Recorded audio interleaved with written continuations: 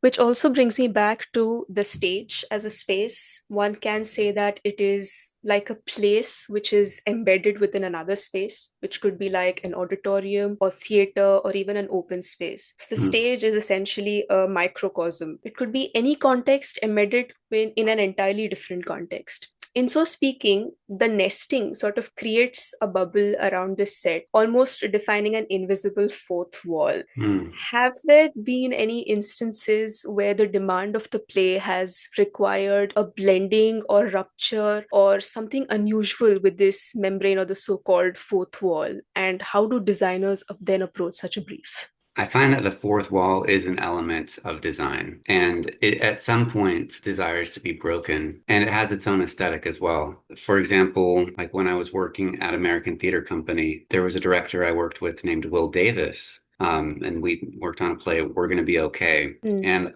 through that experience, I learned about the decision that basically the way that the theater looks when you walk into it, the masking in particular, or if the theater's exposed, is a part of the design. It starts creating these rules of authenticity. And you start considering what's real, what's not real. My goal often as a designer is to set those rules and then eventually break them. And so it creates this kind of psychological warping, which you can, to me, it becomes a spiritual experience at that point.